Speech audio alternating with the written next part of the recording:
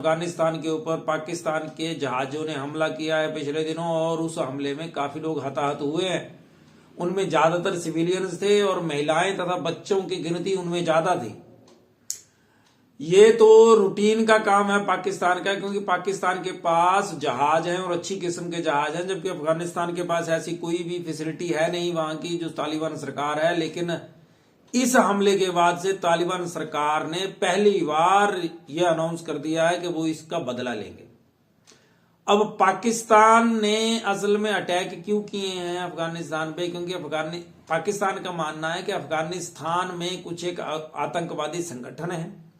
वो आतंकवादी संगठन अपना जो सर्कल पाकिस्तान में चला रहे हैं, और ज्यादातर वो चाइनीज लोगों को, चाइना जो वर्कर्स हैं उनको टारगेट करते हैं, चाइना के लोगों को नुकसान पहुंचाते हैं, कंपनियों को नुकसान पहुंचाते हैं। कारण पाकिस्तान में बहुत सारा काम चाइना के हाथों में है। चाइना ने, ऐसा माना जाता है कि चाइना ने कर्जा देकर के पाकिस्तान को लगभग खरीद लिया है।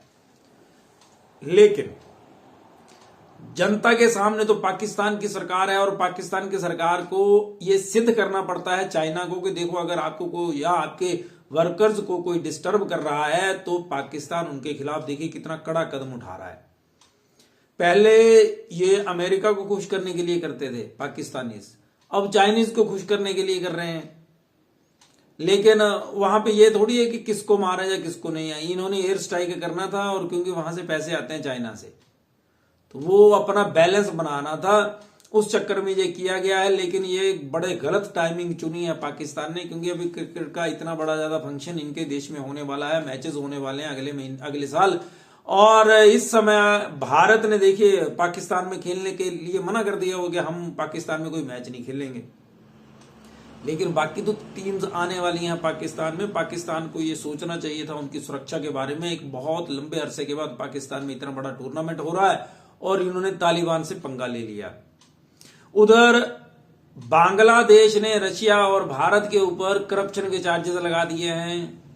ये आप सुनकर के हैरान हो जाएंगे, लेकिन ये हुआ है क्योंकि बांग्लादेश में एक बन रहा है न्यूक्लियर पावर प्लांट।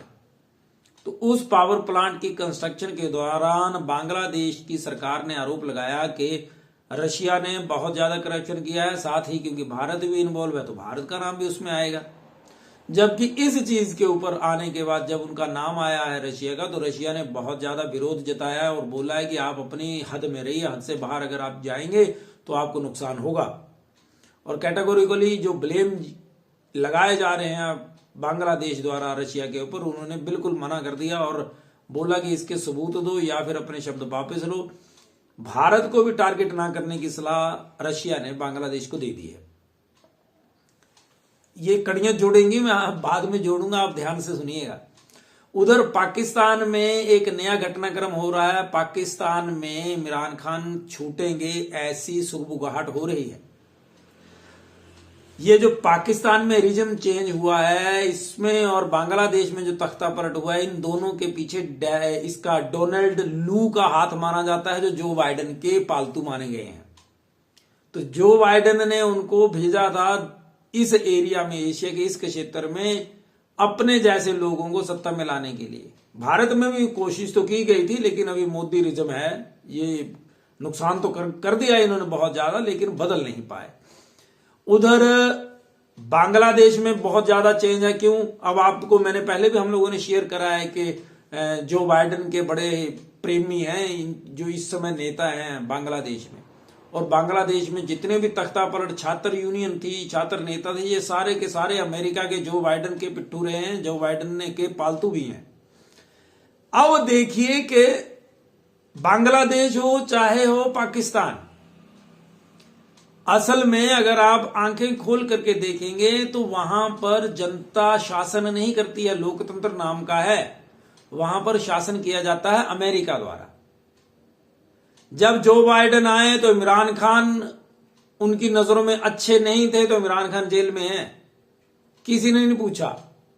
अब जैसे ही ट्रंप के आने की सुगबुगाहट हो चुकी है, सुगबुगाहट क्या, वहां जाएंगे 15-20 दिन में ट्रंप अमेरिका के राष्ट्रपति का ताज पहन लेंगे। तो उनको असल में इमरान खान के साथ काम करना अच्छा लगता है, क्योंकि इमरान खान के साथ उनके पहले से राष्ट्रपति या राजनीति में आने से पहले से इमरान खान के ये मित्र रहे हैं। इमरान खान जब अमेरिका गए थे ट्रंप के समय, तो ट्रंप ने बोला था कि ही इज ए जेंटलमैन। तो वो जेंटलमैन बेचारा जेल में है पिछले 4 सालों में, तो किसी ने उसकी बात नहीं पूछी। अब ट्रंप आए हैं, तो ट्रंप आने के बाद बांग्लादेश और पाकिस्तान का रिजिम चेंज होगा, ये पक्का है, 100% माना जाता है। अफगानिस्तान का मुद्दा जो है वो अफगानिस्तान से अभी दूर दूर रह रहा है। कौन? अमेरिका, क्योंकि अमेरिका का डायरेक्ट इंटरेस्ट कोई नहीं है, तो उसमें बिल्कुल हाथ नहीं डालेगा अमेरिका। लेकिन बांग्लादेश की तरफ पूरी नजर है। अभी 15-20 दिन जो बचे हैं जो बाइडेन बहुत ज्यादा कोशिश करेगा कि भारत को किसी न किसी तरह से नुकसान पहुंचा दे, उकसा करके, चाहे कुछ और काम करवा करके। लेकिन भारत के जो नेतृत्व है, इन्होंने बड़ी शांति और समझबूझ का परिचय दिया है।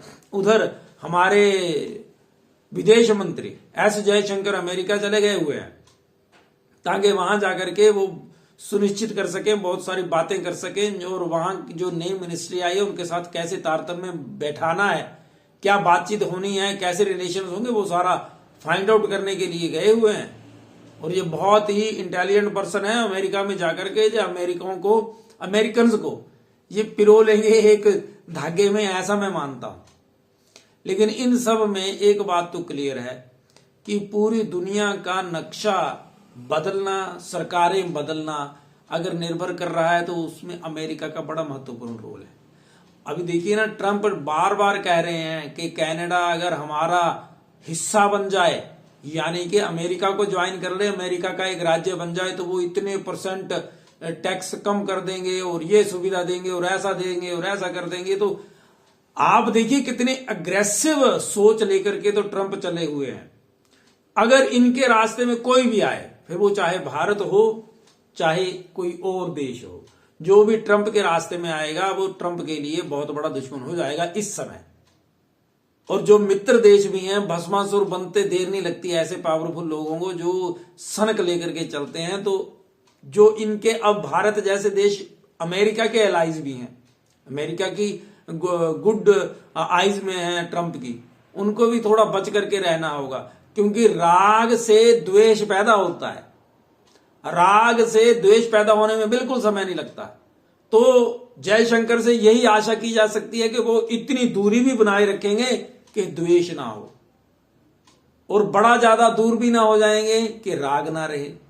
तो हमें तो इकट्ठे चलना है, सारे काम करने हैं। चाइना को लेकर के भी चलना है, रशिया को भी लेकर के चलना है। हम तो कोशिश करेंगे पाकिस्तान और बांग्लादेश भी हमारे साथ आए, लेकिन हमारी शर्तों में। देखना होगा कैसी नीति रहती है। आने वाला 2025 कैसा होगा भारत के लिए और इस दुनिया के लिए। इस दुनिया का नक्शा कैसे बदलने में कामयाब हो जाते हैं डोनाल्ड ट्रंप और शी जिनपिंग और पुतिन और बहुत सारे नाम हैं जो कोशिश करेंगे इस दुनिया का नक्शा बदलने की 2025 में। देखना होगा क्या मानवता का नक्शा बदलता है, क्या जीव जंतु पशु पक्षी और एनवायरनमेंट इनका भी कोई फायदा होने वाला है, या फिर सिर्फ लूट होगी, व्यापार होगा और अपना अपना नाम होगा।